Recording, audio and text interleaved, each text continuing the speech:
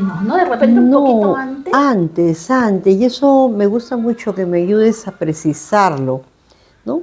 Porque sí, claro, estoy dentro del grupo de los que publican en los años 70, ¿no? En el año 73 publican libros, pero mi presencia en la poesía está desde la década del 60, ¿no? Más o menos 66, 67. Mira que en el 68, por ejemplo, Marines, en el 68 tengo la osadía de, de dirigir una revista que fue la revista Páramo, donde hay voces que después fueron descollantes en las letras y en las actividades también periodísticas, ¿no? Y eso fue en el año 68, ¿no?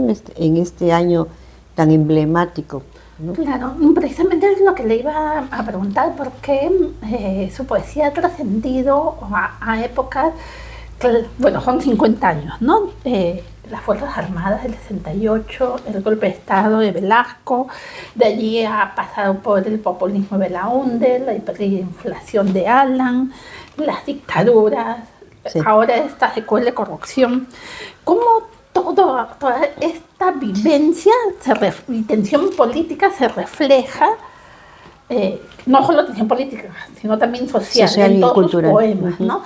Que justo, o sea, Piedra Labrada reúne 50 años de poesía y allí se pasa por todo esto. Sí, claro, porque en el año 73 yo publico sin nombre propio y ya ese librito, que es un libro pequeño pero aguerrido, entrega las huellas de una realidad bastante convulsa, ¿no? En el año 73 estamos en plena ilusión, esperanza. A mí se me hace difícil llamar golpe de Estado, pero sí fue un golpe de Estado. Yo pienso que es el inicio de un proceso de cambio social que más bien trajo una serie de medidas asombrosas, ¿no? Los jóvenes pues, fuimos asombrados en el año 68 con una manifestación de ese tipo, ¿no? Y solamente América Latina toda se vio convulsionada. Hubo una explosión cultural, o sea, sí, puede verse un golpe, pero hubo una explosión cultural donde se dejaron ver nuevos rostros y nuevos movimientos. Claro. También hay que decir que coronaba un proceso, ¿no? Un proceso que se había iniciado en el 65 con las guerrillas en el Perú, y proceso que también había traído mucha muerte, mucha angustia, las rebeliones en la sierra, sobre todo en el caso de las comunidades campesinas, ¿no?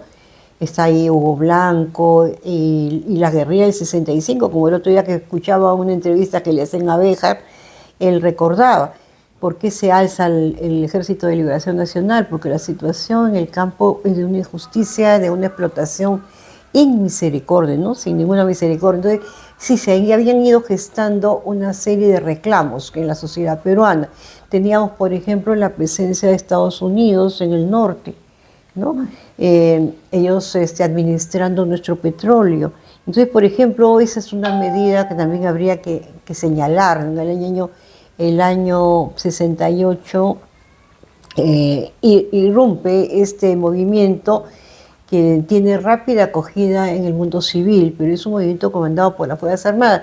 Y una de las medidas, la primera medida muy asombrosa y que conmueve a la sociedad peruana, es la recuperación del petróleo para el Perú, ¿no? Claro, entonces, petróleo para el Perú era una aspiración de distintos sectores de la sociedad peruana.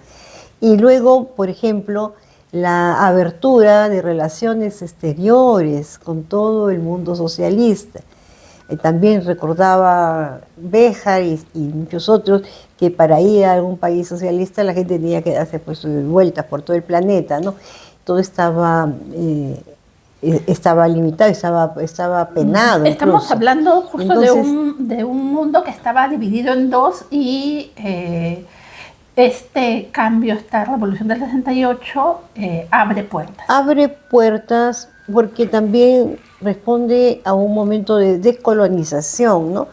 En el África, por ejemplo, también es un momento muy rico, muy interesante de ser seguido. Y por otro lado también está el caso de la literatura, ¿no? 67, 68, es la etapa del boom latinoamericano, o sea, el boom literario, ¿no?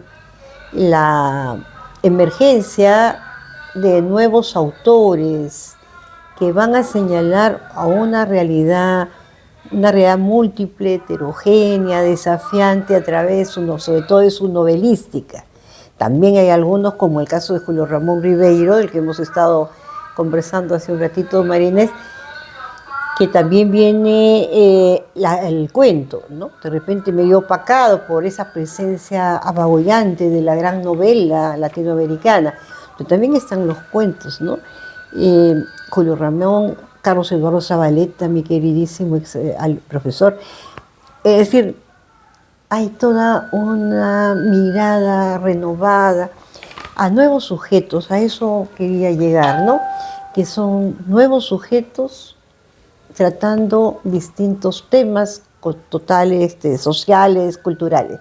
Y ahí está, por ejemplo, la emergencia de la mujer, de las comunidades que no habían sido consideradas, ¿no? La presencia de lo que después el padre Gustavo Gutiérrez señala tanto, también, por ejemplo, el padre Gustavo Gutiérrez, la Teología de la Liberación, en el año 71, ¿no? El libro sale en el año 71, o sea, te das cuenta de ese clima de efervescencia, un clima de efervescencia, pero que aquí hay una cosa que ojalá no lo perdiéramos, porque es el reclamo y la acción para que miremos la vida de lo que el padre Gutiérrez llama los invisibles de la historia. Entonces, esos sectores que habían permanecido acallados, fuertemente reprimidos, y que se hacen todos los esfuerzos porque salgan a la palestra.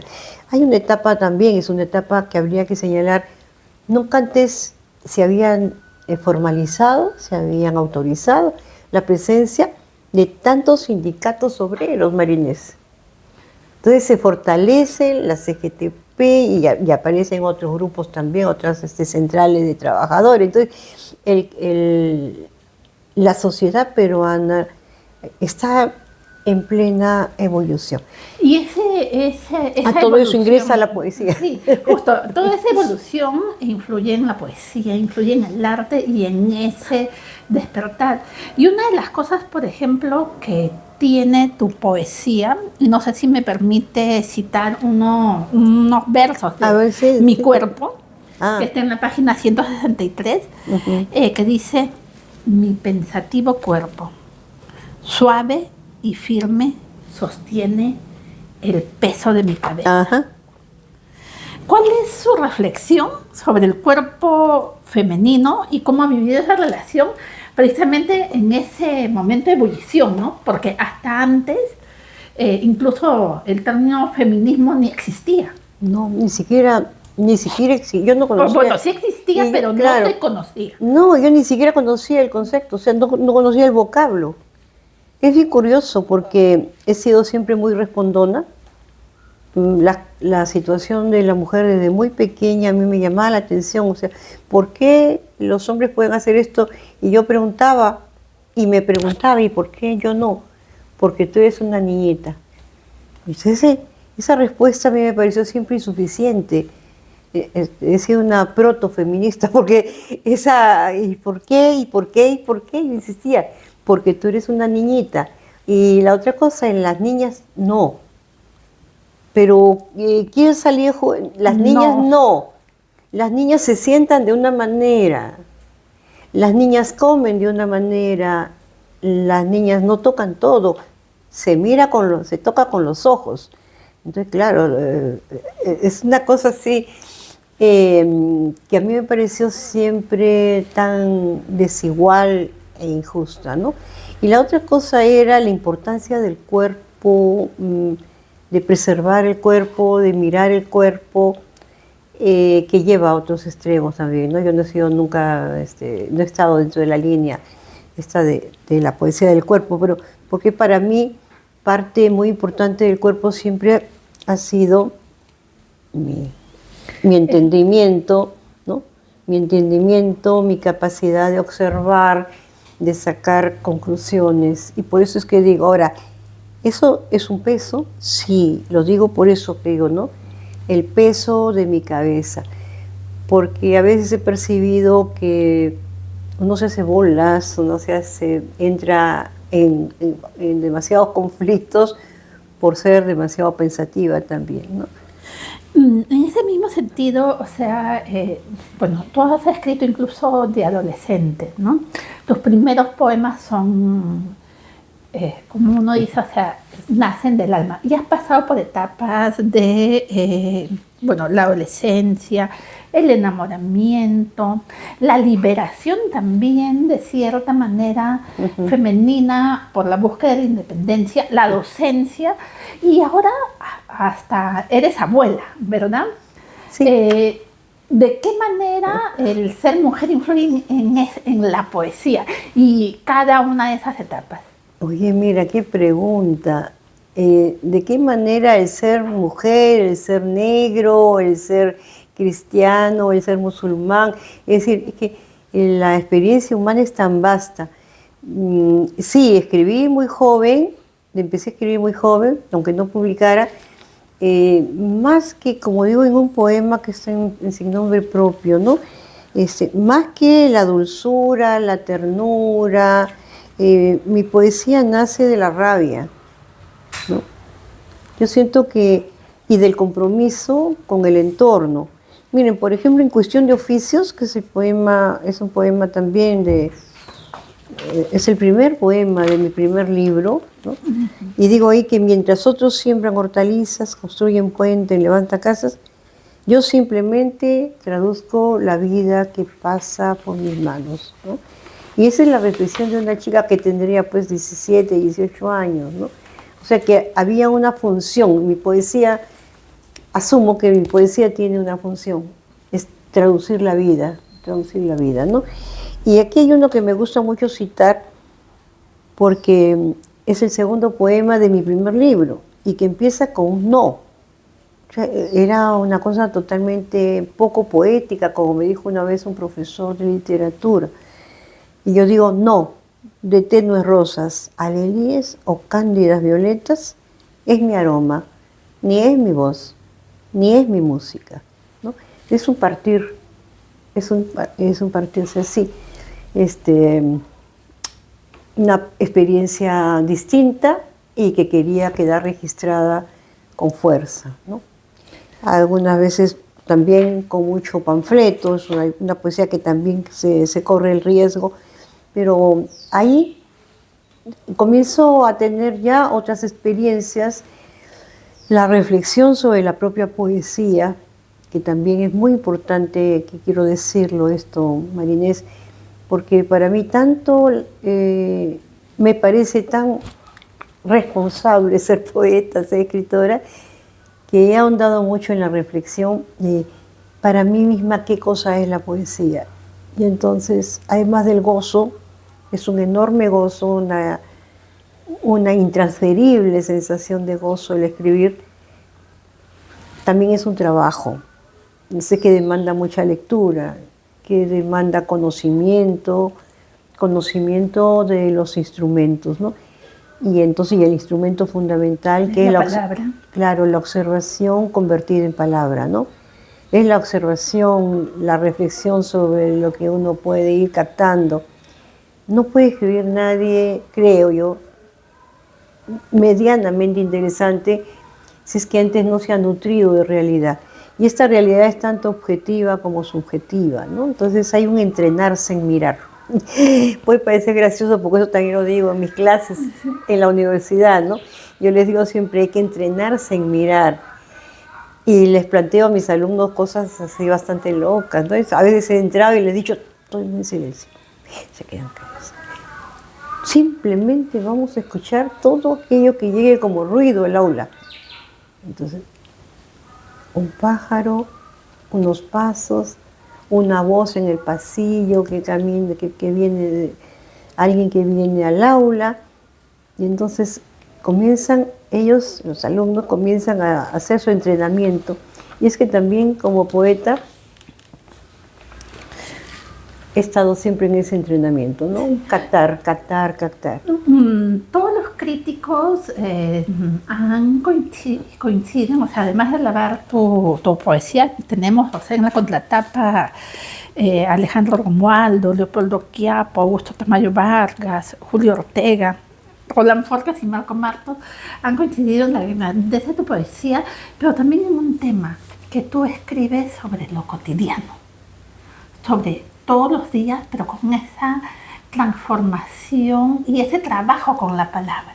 Sí. ¿Cómo se logra eso? Como el ejercicio, como a tocar piano, ¿no? A tocar piano se aprende o se perfecciona la técnica, descubriendo que hay técnicas, descubriendo que hay trabajo. Aquí hay ya ni me acuerdo dónde están los libros, de que los poemas que están en algunos libros, pero mira, por ejemplo, este poema que también habla de piedras, lo he encontrado al azar, ¿no? Y se llama Prueba de materiales, te lo voy a leer. Resistente ante las trampas del elogio, sencilla, segura y serena frente al silencio, como una piedra, pertinaz, honda, esencial, consistente, porque viene de lejos, porque quiere ir lejos. Así te busco, palabra. Sí, así buscas la palabra y, o sea, cómo contrasta eso justo ahora en un mundo donde todo está plagado por la inmediatez, por lo rápido, por las redes sociales, por los influencers. O sea, tú logras sacar música de lo cotidiano. ¿Cómo lidiar con esto de la desinformación y la banalidad? ¿Cómo lidiar con la desinformación? Bueno, tratando cada uno de buscar sus fuentes lo más plurales, liberándose además de los límites que pone nuestra propia cabeza, ¿no? Yo les consta a todos los que han tenido trato conmigo que una de las cosas que creo que he buscado que me caracterice es mi ausencia de sectarismos, ¿no? O sea, todo aquello que es humano debe entrar a mi observación, a mi consideración. Y por otro lado, pues el trabajo, la conciencia de que hay trabajo. Acá tengo, justo, he abierto de casualidad y tengo 2 textos muy chiquitos, pero que tienen que ver precisamente con la cocina literaria, ¿no? Yeah. Con el hecho de tener que decir. Y acá, por ejemplo, tengo, mira, que habla incluso de algún aspecto medio autobiográfico. Frágil, mi estructura, levantada entre carencias. Pero he aquí el fuego central, desde el que me expando, eco, vibro, aférrome a mi tiempo, álzome en mis manos y salto burlando cercos. ¿Ves? Profundo. Yo quiero citar 3 versos del poema Evidencias, que está en la página 226, que dice, y justo a propósito de cómo va la conversación, ¿no? Y dice: la verdad suele ser cuestión de ánimo. Y tú acabas de hablar de, justo, los que te conocen saben que no eres sectaria. Pero ahora el trabajo periodístico ha perdido muchas veces relevancia, ¿no? O sea, estamos hundidos en desinformación, en noticias falsas, en discursos de odio. ¿Qué dificultades, porque todavía sigue siendo docente, presenta la formación de nuevos periodistas? Desafíos, digo yo, ¿no? Porque dificultades ha habido siempre. La dificultad de tipo material, las dificultades de demasiados límites, la formación en función de qué pide el mercado, por ejemplo, es una de las cosas que a mí me preocupan más, ¿no? Cuando se quiere formar a un profesional teniendo en consideración los pequeños intereses, como se dice, el mercado, Generalmente se piensa en aquellos que son los que ponen el dinero, el que tienen la inversión. ¿Quién financia? Claro, los que tienen la inversión hecha en la industria de las comunicaciones. Y entonces eso deja de lado, mira Marina, es algo que me parece fundamental, porque eso, al priorizar el interés material de estos inversores, o también de los grupos políticos que pueden estar dentro de una empresa, deja de lado los aspectos morales, los aspectos éticos. Entonces, siempre ha sido un desafío mantener en alto la bandera de la responsabilidad, de la justicia en la información, del equilibrio en la información. Pero ahora más que nunca tendríamos que insistir en eso, ¿no? Entonces hay un aspecto, el aspecto ético me parece fundamental. No hay un aula en la que yo no les diga esto. El comunicador tiene que tener muy clara su jerarquía de valores.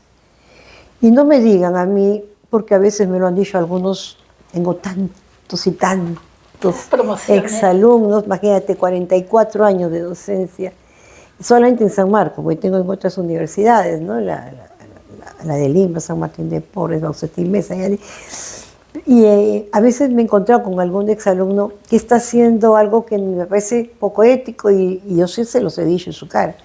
Y me han respondido algo, Marinés, que me ha dejado triste.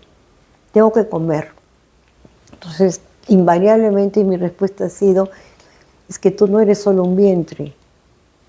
Sí tienes que comer, pero no eres solamente un vientre. Entonces, recupera tu condición de profesional, de ser humano, que además tiene una profesión de enorme responsabilidad. Estamos saltando a otra cosa, de la responsabilidad del intelectual y del escritor, estamos saltando a la responsabilidad del que genera versiones sobre la realidad, que es el comunicador, ¿no? Y en ese caso, o sea, porque la respuesta es dura, ¿no? Muy dura. Ser poeta, ser periodista, de cierta manera implicaría una responsabilidad ética frente a la sociedad. Quien dice solo tengo que comer por dedicarse a otros oficios, o no es así, o sea, sí, la poesía, la literatura, el periodismo, el ejercicio, o sea, ciudadano, tiene que tener como eje la ética. La jerarquía de tus valores, ¿no? Julio Ramón Ribeiro, a quien leo siempre con tanto placer, casi como el inmenso César Vallejo, ¿no? Ribeiro dice que escribir bien es una cuestión ética, ¿no? Es ya una cuestión ética. Entonces, transferir a la palabra, a la literatura, a la pintura, al arte, trasladar las angustias de un tiempo, las expectativas de un tiempo, las esperanzas de un tiempo, y es ético. Y lograr la destreza en el manejo de los instrumentos, ¿no? Y la destreza, por ejemplo, en el caso del escritor, que es en la elección de ese vocablo que no puede ser otro. Esa palabra es la que tiene que estar acá, no otra.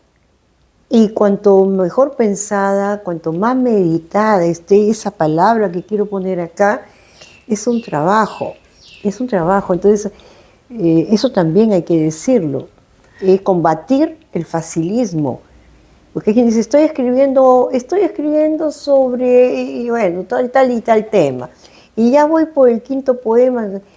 Sí, yo digo, pero ¿tanto tiempo tienes como para dedicarte a hacer 5 poemas, 5 poemas? Claro. O alguien que dice en un recital, ¿no? Acabo de escribir este poema lo escribí en la mañana y se lo voy a entregar a ustedes. Claro, tiene la ingenuidad de quien quiere dar como dice, la primicia, ¿no? Darle a su público. Pero entonces todavía no es un poema, es todavía un texto que podría ser más adelante un poema cuando se le aplique el trabajo y incluso se le aplique la prueba de resistencia, ¿no? Una de las cosas que tenemos en Perú es la encuesta nacional de lectura dice, por ejemplo, que no leemos, que a la justa se lee un libro y medio al año.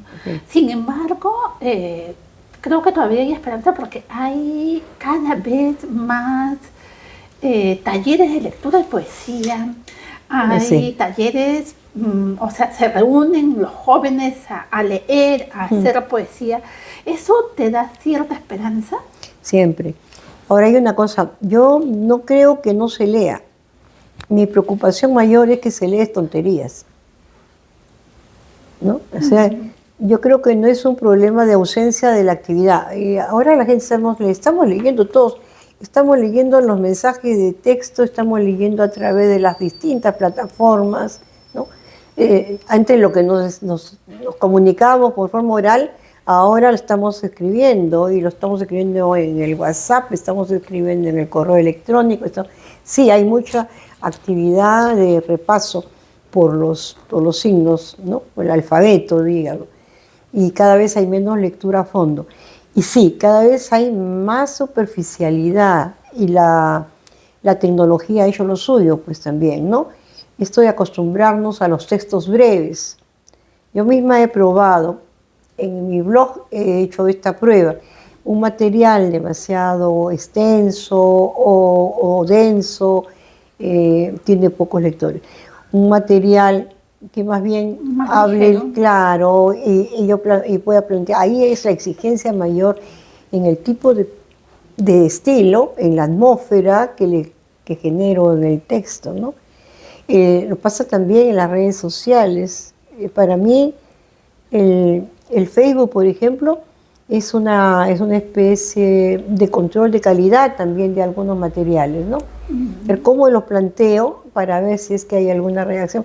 Y algo muy interesante, porque el comunicador, además, el profesional, tiene que buscar que su mensaje llegue a la mayor cantidad de comunidades, de comunidades de sentido, porque no existe público general. Eso quedó en otro esquema de comunicación. Ahora lo que hay son islotes de sentido, islotes de interpretación. Y claro, el comunicador profesional tiene que buscar que sean cada vez más extensos esos islotes. ¿Y cómo lo logra? Pues sin caer en la chabacanería, porque la otra cosa es, como quiero ser popular y lanzo una palabrota. Tenemos programas. La radio, sí. Cuando voy en un taxi a veces escucho lo que se está haciendo en la radio local. Es que una falta de responsabilidad y una pobreza intelectual que se pone de manifiesto, que así me alarma.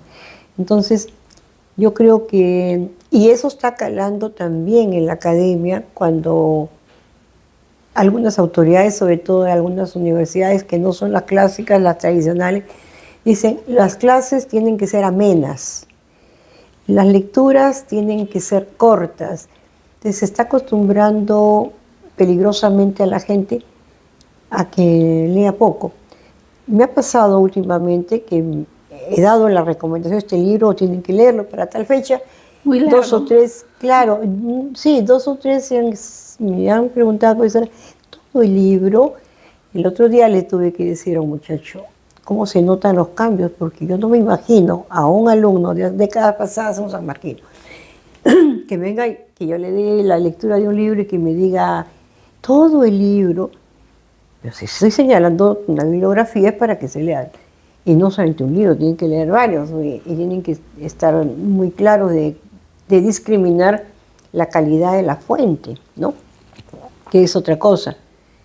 Porque ahora con la inteligencia artificial, por ejemplo, también tenemos que estar alertas para ver qué cosas se utiliza, discriminando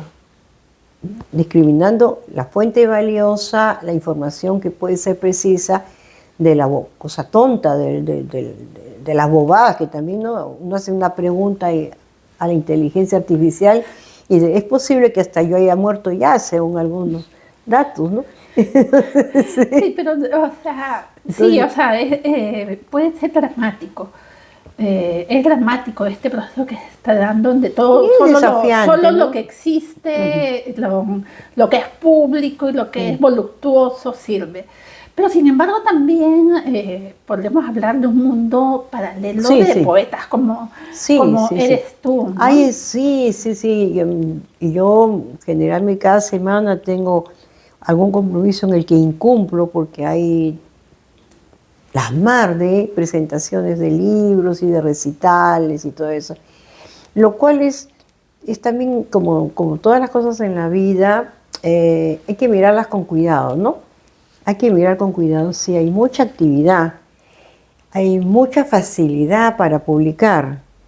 Se pueden sacar 100 libros, 150 libros y organizar una presentación muchas veces con eso, ¿no? Se puede aspirar O a se puede vender pagar para publicar también, ¿no? también, claro, y aspirar a vender por ahí 5, 10, 15 ejemplares, en fin. Este, la pregunta de fondo, y que puede ser muy antipática, es: ¿eso nos convierte en poetas? ¿Mm? ¿Nos convierte en Difícil. poetas? Esa es una respuesta que no la podemos dar desde fuera, la tiene que dar la persona. Ahora, para eso puede servir todos estos talleres, para que la persona que tiene la, la inclinación, la vocación por expresarse, luego de hacer todo un recorrido sobre las obras clásicas y conocer la dureza, la dificultad que entraña toda disciplina asumida con responsabilidad, entonces diga, pues me quedo como buen lector, ¿no?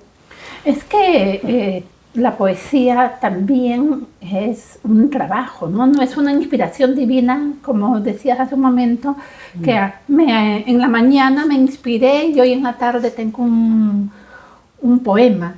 Ese Claro, sería el principal consejo para los jóvenes que sueñan con ser poetas.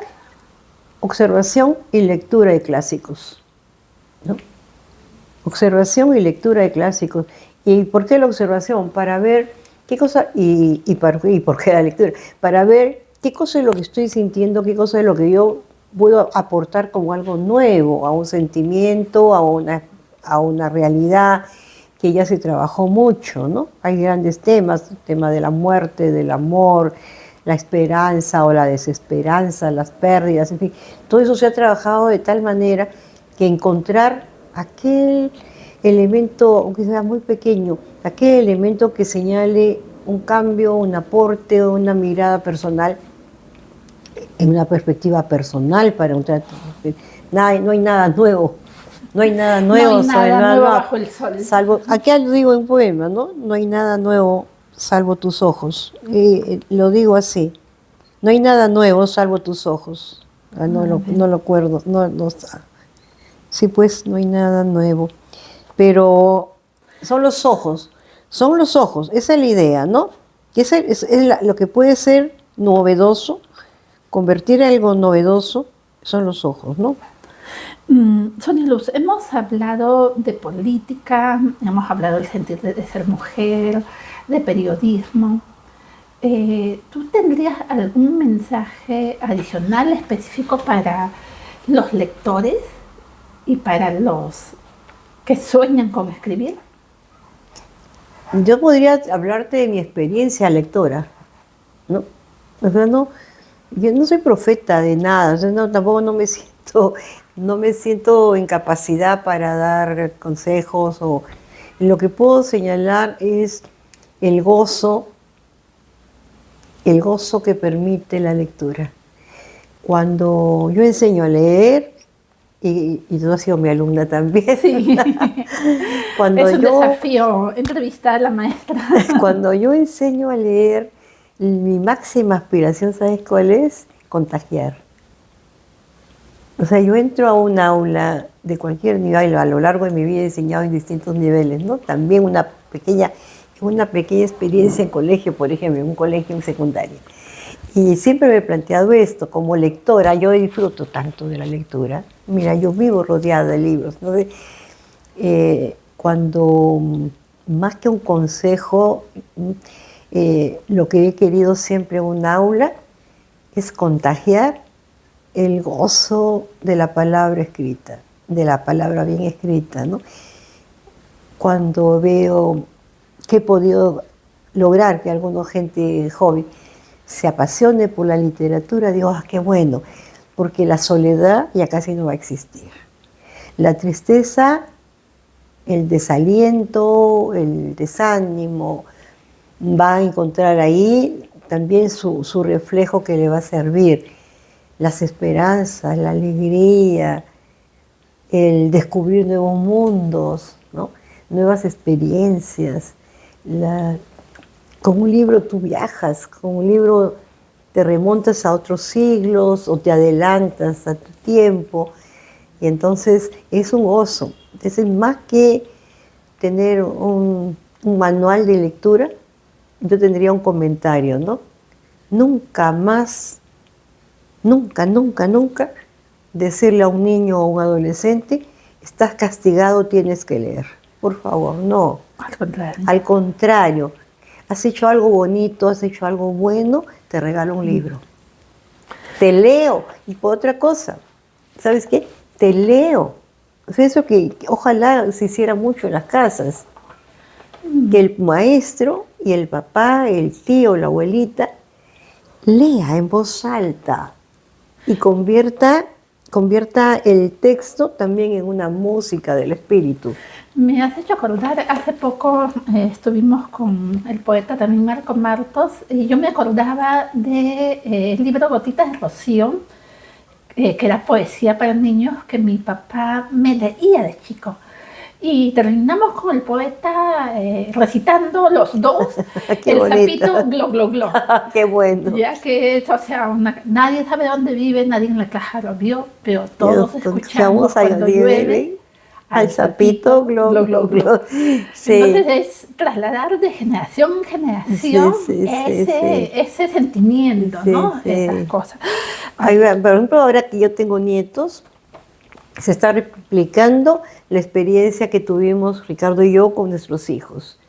Que nos vieran leer y que ellos se acostumbraran que el objeto libro era un objeto amado, gozoso, cotidiano, ¿no? Y ahora ellos como padres de familia también mis nietos leen con muchísimo placer. Entonces a mí me llena de gozo eso, porque creo que la gente tiene que leer.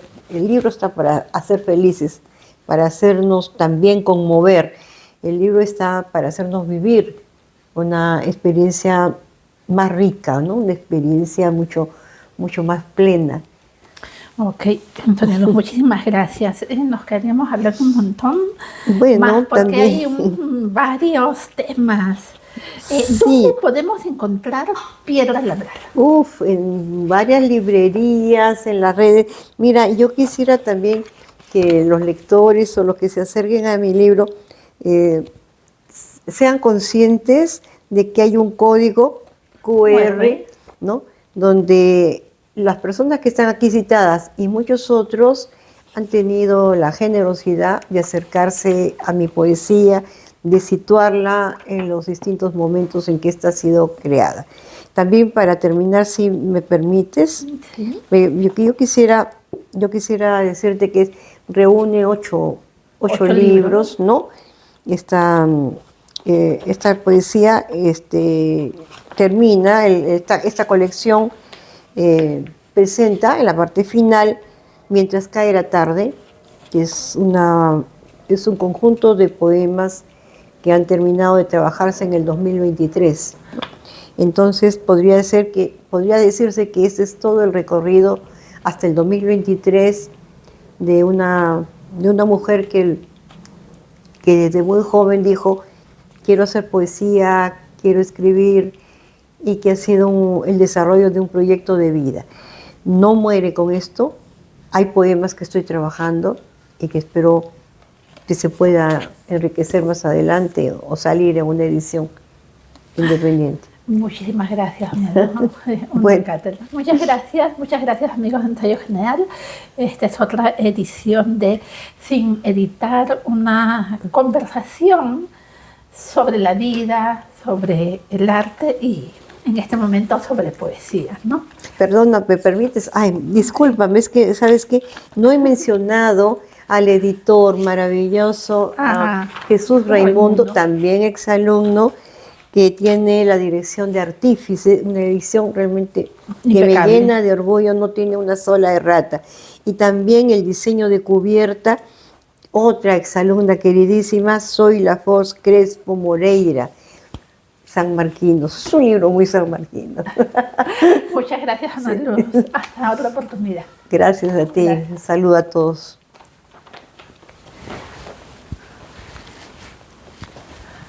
Han sido